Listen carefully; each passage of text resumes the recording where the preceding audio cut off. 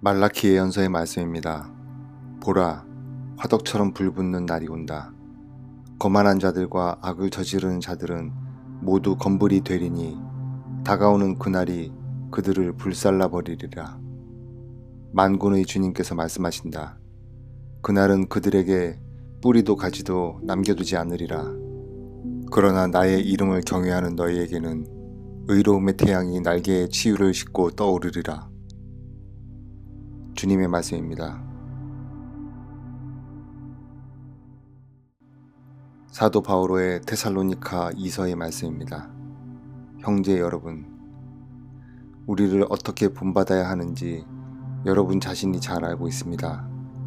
우리는 여러분과 함께 있을 때 무질서하게 살지 않았고 아무에게서도 양식을 거저 얻어먹지 않았으며 오히려 여러분 가운데 누구에게도 폐를 끼치지 않으려고 수고와 고생을 하며 밤낮으로 일하였습니다. 우리에게 권리가 없어서가 아니라 우리 스스로 여러분에게 모범을 보여 여러분이 우리를 본받게 하려는 것이었습니다. 사실 우리는 여러분 곁에 있을 때 일하기 싫어하는 자는 먹지도 말라고 거듭 지시하였습니다. 그런데 듣자 하니 여러분 가운데 무질서하게 살아가면서 일은 하지 않고 남의 일에 참견만 하는 자들이 있다고 합니다. 그러한 사람에게 우리는 주 예수 그리스도의 이름으로 지시하고 권고합니다. 묵묵히 일하여 자기 양식을 벌어먹도록 하십시오. 주님의 말씀입니다. 마카베오기 상권의 말씀입니다. 그 무렵 죄의 뿌리가 나왔는데 그가 안티오코스 임금의 아들로서 로마의 인질로 잡혀갔던 안티오코스 에피파네스이다. 그는 그리스 왕국 137년의 임금이 되었다. 그 무렵에 이스라엘에서 변절자들이 생겨 많은 이들을 이러한 말로 꾀었다. 자, 가서 우리 주변의 민족들과 계약을 맺읍시다. 그들을 멀리하고 지내는 동안에 우리는 재난만 숱하게 당했을 뿐이요. 이 말이 마음에 들어 백성 가운데 몇 사람이 임금에게 기꺼이 나아가자 그는 그들에게 이 민족의 규정을 따라도 좋다는 허락을 내렸다. 그리하여 그들은 이 민족들의 풍습에 따라 예루살렘에 경기장을 세우고 할례받은 흔적을 없애고 거룩한 계약을 저버렸다. 이렇게 그들은 이 민족들과 한 통속이 되어 악을 저지르는 데 열중하였다. 임금은 온 왕국에 칙령을 내려 모두 한 백성이 되고 자기 민족만의 고유한 관습을 버리게 하였다. 이 민족들은 모두 임금의 말을 받아들였다. 이스라엘에서도 많은 이들이 임금의 종교를 좋아하여 우상들에게 희생제물을 바치고 안식일을 더럽혔다. 145년 기슬레오 달 15째 날 안티오코스는 번제 제단 위에 황폐를 부르는 혐오스러운 것을 세웠다. 이어서 사람들이 주변의 유다 성읍들의 제단을 세우고 집 대문이나 거리에서 향을 피웠다. 율법서는 발견되는 대로 찢어 불태워버렸다. 계약의 책을 가지고 있다가 들키거나 율법을 따르는 이는 누구든지 왕명에 따라 사형에 처하였다. 그러나 이스라엘에는 부정한 것을 먹지 않기로 굳게 결심한 이들도 많았다. 그들은 음식으로 더럽혀지거나 거룩한 계약을 모독하느니 차라리 죽기로 작정하였다. 그리고 그렇게 죽어갔다. 크나큰 진노가 이스라엘 위에 내린 것이다. 주님의 말씀입니다. 마카베오기 학원의 말씀입니다. 그 무렵 매우 뛰어난 율법학자들 가운데 엘 아자르라는 사람이 있었다. 그는 이미 나이도 많고 풍채도 훌륭하였다. 그러한 그에게 사람들이 강제로 입을 벌리고 돼지고기를 먹이려 하였다. 그러나 그는 더럽혀진 삶보다는 명예로운 죽음을 택하는 것이 낫다고 여겨 사진에서 형틀로 나아가며 돼지고기를 뱉어버렸다. 이것이 바로 목숨이 아까워도 법에 어긋나는 음식은 맛보는 일조차 거부하는 용기를 지닌 모든 이가 걸어가야 하는 길이다. 법에 어긋나는 이교 제사의 책임자들이 전부터 엘 아자르와 친분이 있었기 때문에 그를 따로 데리고 가 그가 먹어도 괜찮은 고기를 직접 준비하여 가지고 와서 임금의 명령대로 이교 제사 음식을 먹는 채 하라고 권하였다. 그렇게 하여 엘아자르가 죽음을 면하고 그들과 맺어온 오랜 우정을 생각하여 관대한 처분을 받게 하려는 것이었다. 그러나 그는 자기의 생에 많은 나이에서 오는 위엄, 영예롭게 얻은 백발, 어릴 때부터 보여온 훌륭한 처신, 그리고 무엇보다도 하느님께서 제정하신 거룩한 법에 합당하게 고결한 결정을 내린 다음 자기를 바로 저승으로 보내달라고 하면서 이렇게 말하였다. 우리 나이에는 그런 가장된 행동이 합당하지 않습니다. 많은 젊은이가 90살이나 된 엘아자르가 이민족들의 종교로 넘어갔다고 생각할 것입니다. 또한 조금이라도 더 살아보려고 내가 취한 가장된 행동을 보고 그들은 나 때문에 잘못된 길로 빠지고 이 늙은이에게는 오욕과 치욕만 남을 것입니다. 그리고 내가 지금은 인간의 벌을 피할 수 있다 하더라도 살아서나 죽어서나 전능하신 분의 손길은 피할 수 없을 것입니다. 그러므로 이제 나는 이 삶을 하직하여 늙은 나이에 맞가준 내 자신을 보여주려고 합니다. 또 나는 숭고하고 거룩한 법을 위하여 어떻게 기꺼이 그리고 고결하게 훌륭한 죽음을 맞이하는지 그 모범을 젊은이들에게 남기려고 합니다. 이렇게 말하고 나서 그는 바로 형틀로 갔다. 조금 전까지도 그에게 호의를 베풀던 자들은 그가 한 말을 미친 소리라고 생각하였기 때문에 마음을 바꾸고 악의를 품었다. 그는 매를 맞아 죽어가면서도 신음중에 큰 소리로 말하였다.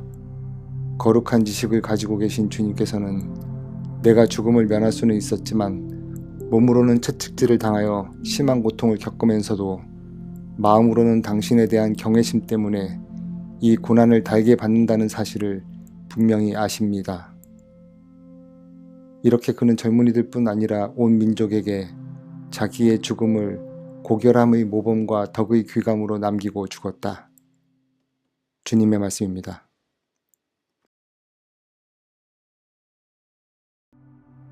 마카베오기 학원의 말씀입니다. 그 무렵 어떤 7 형제가 어머니와 함께 체포되어 채찍과 가죽끈으로 고초를 당하며 법으로 금지된 돼지고기를 먹으라는 강요를 임금에게서 받은 일이 있었다. 특별히 그 어머니는 오래 기억될 놀라운 사람이었다. 그는 7 아들이 단 하루에 죽어가는 것을 지켜보면서도 주님께 희망을 두고 있었기 때문에 용감하게 견디어냈다. 그는 조상들의 언어로 아들 하나하나를 격려하였다. 고결한 정신으로 가득 찬 그는 여자다운 생각을 남자다운 용기로 북돋우며 그들에게 말하였다. 너희가 어떻게 내 뱃속에 생기게 되었는지 나는 모른다. 너희에게 목숨과 생명을 준 것은 내가 아니며 너희 몸의 각 부분을 제자리에 붙여준 것도 내가 아니다. 그러므로 사람이 생겨날 때 그를 빚어내시고 만물이 생겨날 때 그것을 마련해내신 온 세상의 창조주께서 자비로이 너희에게 목숨과 생명을 다시 주실 것이다. 너희가 지금 그분의 법을 위하여 너희 자신을 하찮게 여겼기 때문이다. 안티오코스는 자기가 무시당하였다고 생각하며 그 여자의 말투가 자기를 비난하는 것이 아닌가 하고 의심스러워하였다. 막내 아들은 아직 살아있었다. 임금은 그에게 조상들의 관습에서 돌아서기만 하면 부자로 만들어주고 행복하게 해주며 벗으로 삼고 관직까지 주겠다고 하면서 말로 타이를 뿐만 아니라 약속하며 맹세까지 하였다. 그러나 그 젊은이는 전혀 귀를 기울이지 않았다. 그래서 임금은 그 어머니를 가까이 불러 소년에게 충고하여 목숨을 구하게 하라고 강권하였다. 임금이 줄기차게 강권하자 어머니는 아들을 설득해 보겠다고 하였다. 그러나 어머니는 아들에게 몸을 기울이고 그 잔인한 폭군을 비웃으며 조상들의 언어로 이렇게 말하였다. 아들아, 나를 불쌍히 여겨다오. 나는 9달 동안 너를 뱃속에 품고 다녔고 너에게 3해 동안 젖을 먹였으며 네가 이 나이에 이르도록 기르고 키우고 보살펴왔다. 얘야, 너에게 당부한다. 하늘과 땅을 바라보고 그 안에 있는 모든 것을 살펴보아라. 그리고 하느님께서 이미 있는 것에서 그것들을 만들지 않으셨음을 깨달아라. 사람들이 생겨난 것도 마찬가지다. 이 박해자를 두려워하지 말고 형들에게 부끄럽지 않게 죽음을 받아들여라. 그래야 내가 그분의 자비로 네 형들과 함께 너를 다시 맞이하게 될 것이다. 어머니가 말을 마치기도 전에 젊은이가 말하였다. 당신들은 무엇을 기다리는 것이오?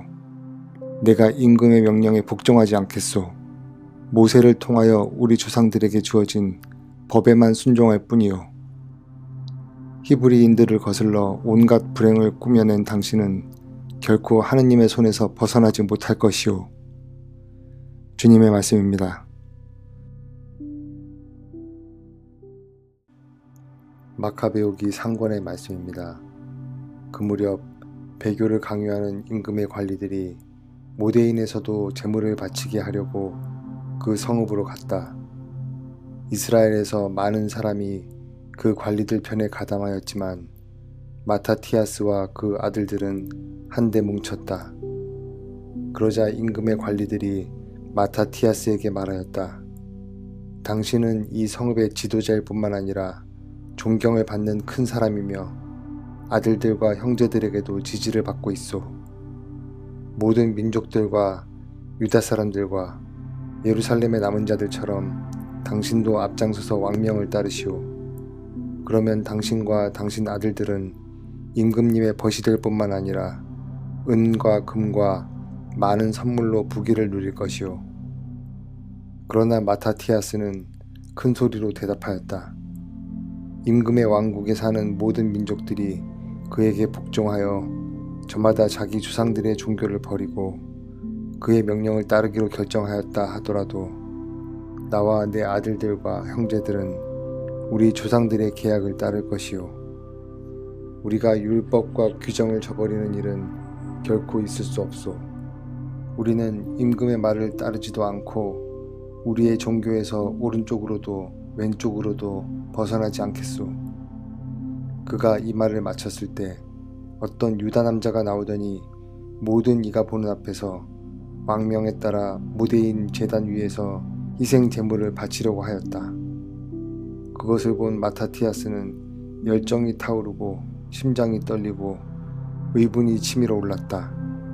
그는 달려가 제단 위에서 그자를 쳐 죽였다. 그때 그는 제물을 바치라고 강요하는 임금의 신하도 죽이고 제단도 헐어버렸다. 이렇게 그는 전에 피느하스가 하루의 아들 지므리에게 한 것처럼 율법에 대한 열정을 드러냈다. 그러고 나서 마타티아스는 그 성읍에서 율법에 대한 열정이 뜨겁고 계약을 지지하는 이는 모두 나를 따라 나서시오 하고 큰 소리로 외쳤다.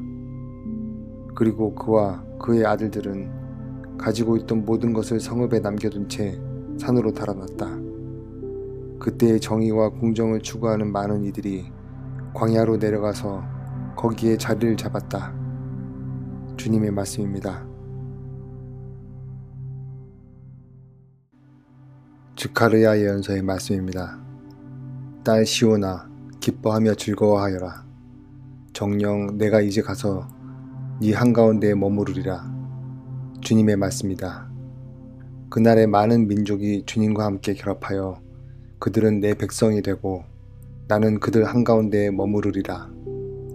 그때에 나는 만군의 주님께서 나를 너에게 보내셨음을 알게 되리라. 주님께서는 이 거룩한 땅에서 유다를 당신 몫으로 삼으시고 예루살렘을 다시 선택하시리라. 모든 인간은 주님 앞에서 조용히 하여라. 그분께서 당신의 거룩한 처소에서 일어나셨다. 주님의 말씀입니다.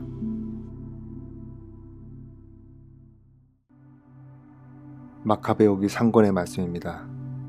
그 무렵 안티오코스 임금은 내륙의 여러 지방을 돌아다니다가 페르시아에 있는 엘리마이스라는 성읍이 은과 금이 많기로 유명하다는 말을 들었다.